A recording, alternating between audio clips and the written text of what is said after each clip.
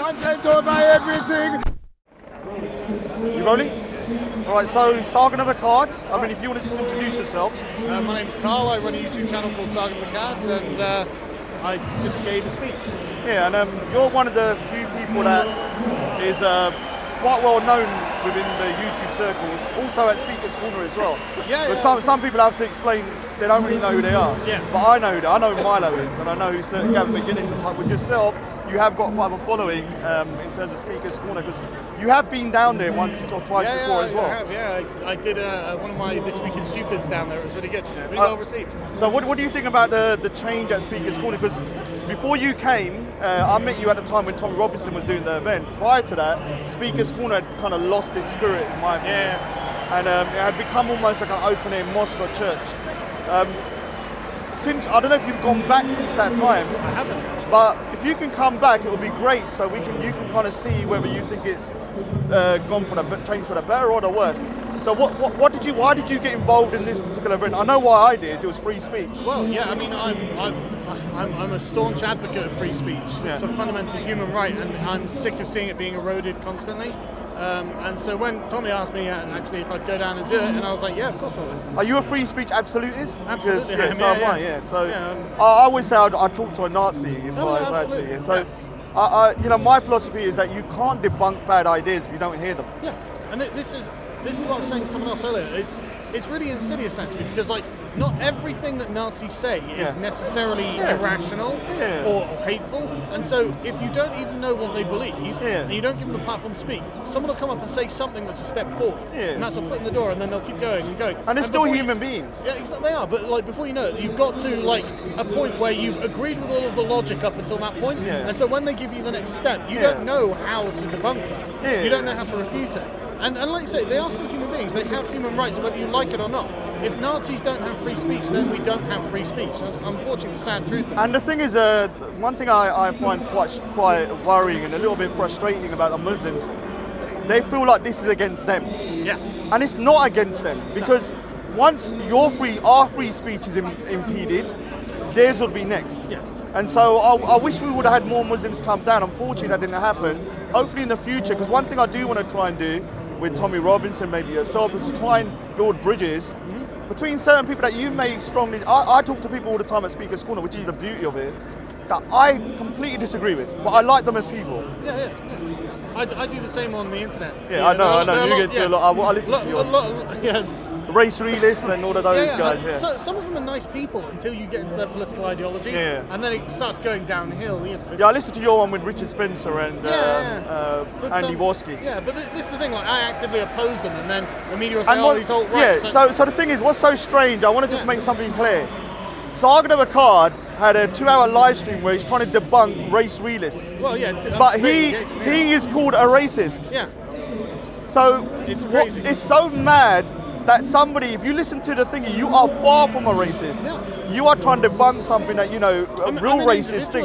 You know? I think that everyone should be treated as an individual. Yeah. I don't want to collectivize people on the basis of their race. Yeah. That means that's the opposite of racism. So when they call me a racist, I'm just like... Yeah, I kind of think with the left, I used to be a Labour Party member. Oh, yeah. I still am a Labour Party member, but I refuse to vote for Corbyn. Yeah. I think the party's gone way off base. Oh, yeah.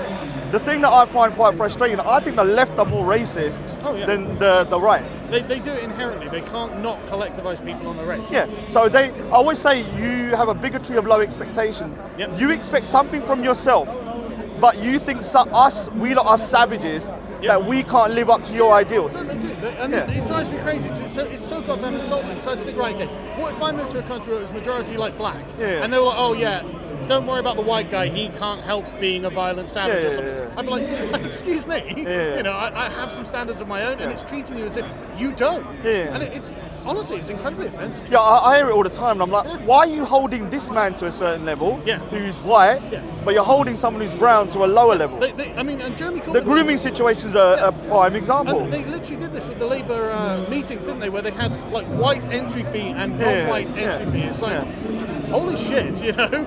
well, I see it firsthand. I red-pilled my nephew though. He was really going to the point where he was becoming far left, SJW, and I had to just break him down slowly. Because the thing is, it's not about being racist, it's about common sense and what's true and what's not true. Yes. Yeah, and so the problem with a lot of people, but I'm in a similar situation to you, I do not see you as racist at all, in any way, because I've listened to a lot of your stuff.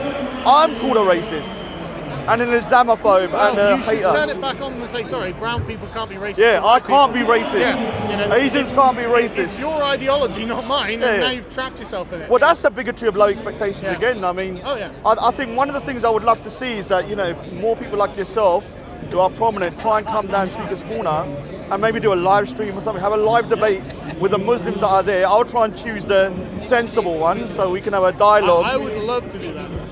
Oh, right, that's great performance, by the way. Really great.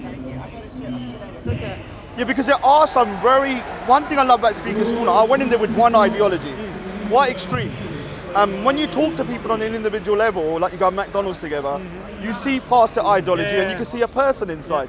And so what I want to happen is that people like yourself who have got a bit of clout to come down and I'll introduce you to some Muslims that you would disagree with, because some of them have got quite extreme views, but they are good people. And it's hard to comprehend that, because when you hear their views, you're like, oh, that's not a very, you know, a nice view to have, but they are genuinely good people.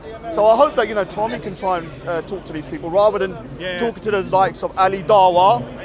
So I don't know anything about Ali Dawa. Well, Ali Dawa is an individual that has said openly that Tommy Robinson is calling for the extermination of Muslims. It's not. Yeah. I've never heard. He just said it today as well, that he wants to kill all Muslims. So this is a very dangerous rhetoric when he's got youngsters who are 14 years old and they're listening, they're scared about what's going on, because you're going to have to understand, they're probably worried themselves, and him whipping up this hatred is going to be a problem from what I think.